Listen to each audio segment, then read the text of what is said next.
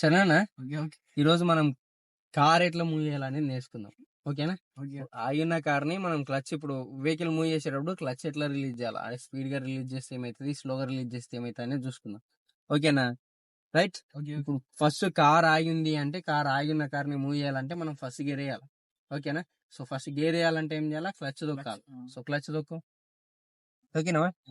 ఇప్పుడు ఏం చేస్తావు అంటే వెహికల్ మూవ్ చేసే ప్రతిసారి నువ్వు స్లోగా క్లచ్ రిలీజ్ చేసుకుంటూ వస్తే వెహికల్ సౌండ్ అనేది చేంజ్ అవుతుంది.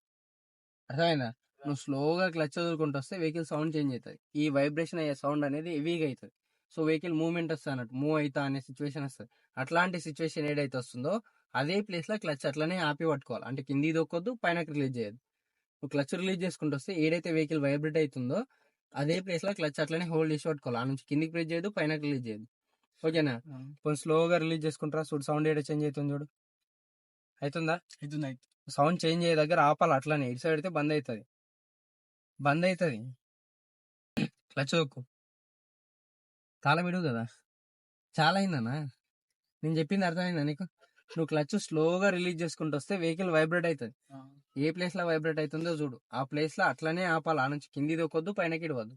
రిలీజ్ అయ్యి ఏ అవుతుంది కదా, అదే ప్లేస్ లో అట్లనే ఆపాలి. ఆ నుంచి కింది దొక్కొద్దు, పైనకి ఇడవద్దు. ఓకేనా? ఆపినా ఇట్లా ఆపినావు అంటే వెహికల్ అదే మూవ్ అవుతుంది. సో ఇప్పుడు ఎందుకు మూవ్ అవుతలేదు అంటే హ్యాండ్ బ్రేక్ వేసేది ఉంది, ఇంకా హ్యాండ్ బ్రేక్ తీయలేము మనం. తీసినా హ్యాండ్ బ్రేక్ తీస్తే మూవ్ అవుతుంది. హ్యాండ్ బ్రేక్ తీయలేం కాబట్టి వెహికల్ మూవ్ అవుతుంది. నీకు ఆ వైబ్రేషన్ సౌండ్ తెలవాలని తీయలే. ఓకేనా? తొక్కు మళ్ళీ ఒకసారి క్లచ్ ఒక్కు, మళ్ళీ సేమ్ ప్లేస్ లో ఆపు. అవుతుందా? అవుతుంది తొక్కు మళ్ళా తొక్కు, సేమ్ ప్లేస్ లో మళ్ళీ ఆపు. ఓకే, అర్థమైందా? అర్థమైంది. తొక్కు మళ్ళా. ఇప్పుడు నువ్వు కార్ ఎప్పుడు మూవ్ చేయాలనుకున్నా బ్రేక్ పట్టుకొని స్లోగా క్లచ్ రిలీజ్ చేసుకుంటూ వచ్చి అక్కడ ఎక్కడైతే వైబ్రేట్ అవుతుందో అక్కడ క్లచ్ ఆపి స్లోగా బ్రేక్ రిలీజ్ చేస్తే వెహికల్ మూవ్ అవుతుంది. ఓకేనా? నువ్వు కార్ ఎప్పుడు మూవ్ చేయాలన్నా ఇదే ప్రాసెస్ ఫాలో కావాలి. ఓకేనా? నువ్వు దన్ను మన క్లచ్ పెడితే బంద్ అయిపోతుంది. ఒకవేళ స్లోగా క్లచ్ వదులుకుంటూ వచ్చినా కొన్ని సిచ్యువేషన్స్ లో ఆఫ్ అవుతుంది. కాబట్టి ఖచ్చితంగా ఇది గుర్తుంచుకోవాలా. ఓకేనా? అర్థమైందా? ఇప్పుడు స్లోగా క్లచ్ వైబ్రేట్ అయ్యి ఆపు. అట్లా ఆపినావు అంటే అది స్లోగా రియాక్ట్ అవుతుంది. నువ్వు రిలీజ్ చేయగానే కాదు, స్లోగా రిలీజ్ చేసుకుంటూ వస్తే స్లోగా రియాక్ట్ అవుతుంది. నువ్వు రిలీజ్ చేయగానే స్లోగా రియాక్ట్ అవుతుంది, స్పీడ్ గా కాదు. Okay right. కొంచెం పైన కానీ పోతుందా? అర్థమైందా?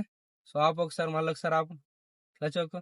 ఫస్ట్ క్లచ్ బ్రేక్ అయ్యి, ఫస్ట్ క్లచ్ ఎక్కి తర్వాత బ్రేక్ వేయాలి. పోయి మళ్ళీ మళ్ళీ సేమ్ ప్రాసెస్. ఎగ్జాక్ట్లీ వైబ్రేట్ దగ్గర ఆపినాం అంటే అదే పోతుంది, కొంచెం పైన లైట్ గా. ఓకే, ఈ వైబ్రేట్ దగ్గర నుంచి కొంచెం నువ్వు పైన కన్నా బంద్ అవుతుంది, కొంచెం కింది కన్నా బంద్ అవుతుంది. ఓకేనా? ఆపు మళ్ళీ ఆపు.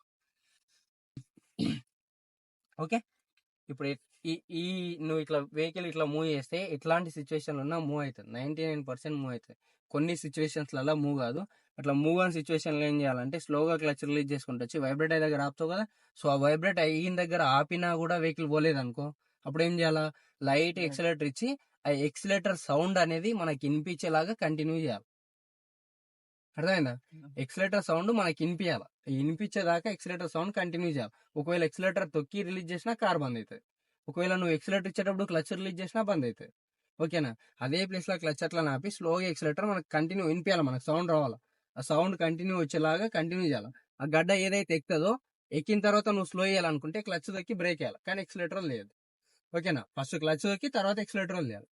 ఓకే, ఒకవేళ నువ్వు ఎక్సలేటర్ ఇవ్వగానే స్పీడ్ ఉరుకుతుందేమో ఎక్సలేటర్ రిలీజ్ చేసినా కార్ బంద్ అవుతుంది. ఒకవేళ ఎక్సలేటర్ ఇస్తున్నా కదా అని క్లచ్ వదిలేసినా కార్ బంద్ అవుతుంది. కాబట్టి క్లచ్ ఎగ్జాక్ట్లీ వైబ్రేట్ అయ్యే దగ్గర ఆపి స్లోగా లైట్ ఎక్సలేటర్ సౌండ్ మనకి వినిపించేలాగా కంటిన్యూ చేయాలి, మూవ్ అయ్యేదాకా. మూవ్ అయిన తర్వాత క్లచ్ దొక్కి తర్వాత ఎక్సలేటర్ వదిలేయాలి. ఓకేనా? అర్థమైంది కదా? నువ్వు కార్ ఎప్పుడు మూవ్ చేసినా సేమ్ ప్రాసెస్ ఫాలో కావాలి. ఖచ్చితంగా వేరేలాగా మూవ్ చేయడానికి ట్రై చేయదు.